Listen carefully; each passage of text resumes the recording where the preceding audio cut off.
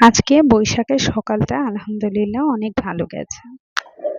এই প্রথম বৈশাখে এত কিছু করেছিলাম। আব্বু-আম্মু এসেছিল। সবার কাছে খুব ভালো লেগেছে। ইলিশ মাছ ছাড়া বৈশাখটা একদমই অপূর্ণ লাগে। তাই আগে থেকে ইলিশ মাছটা এনে রেখেছিলাম। আজকে সকালে ইলিশ মাছটা ভেজে নিয়েছি। আর রাতেই পান্তা ভাতটা করে রেখেছিলাম।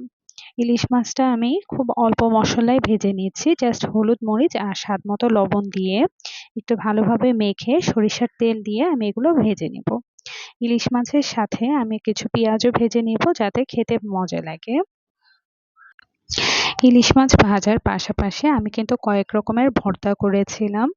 আমি চাপা শুটকির ভর্তা করেছি, সাথে আলু ভর্তা, বালাচাও করেছি, আরো কয়েকটা আইটেম করেছিলাম। সবগুলোরই কিন্তু আসলে ভিডিও করা আছে একসাথে সার্ভ করার পর। সেই ভিডিওটাও আমি শেষের দিকে দিয়েছি, আপনারা দেখতে পারবেন। ইলিশ মাছগুলো ভালোভাবে মেরিনেট করার পর আমি এগুলা ভেজে নিচ্ছি। আমি কিন্তু এগুলো সরিষার তেলে ভাজছি। সরিষার তেলে ইলিশ মাছটা ভাজলে এটা থেকে আলাদা সুন্দর একটা স্মেল আসে।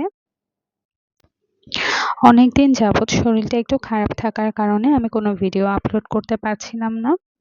আজকে বৈশাখের জন্য একটু কষ্ট হলেও ভাবলাম একটু ভিডিও করি, পাশাপাশি রান্নাগুলো করি, যাতে বাসার মানুষগুলো একটু ভালো সময় কাটাতে পারে। আলহামদুলিল্লাহ একদমই সবকিছু পারফেক্ট গিয়েছে এবং সবাই খুব আনন্দ করে খেয়েছে। খাবারগুলো নাকি খুব মজা হয়েছিল। আমার আপু তো বলছিল, তুমি এত কিছু রান্না করতে পারো একা একা? এটা শুনে আসলে খুব ভালো লাগছিল। বাবারা যেমন হয় আর কি, মনে হয় এখনো ছোট আছি। এই কারণেই তারা আসলে খুব অবাক হয় কিছু করতে দেখলে।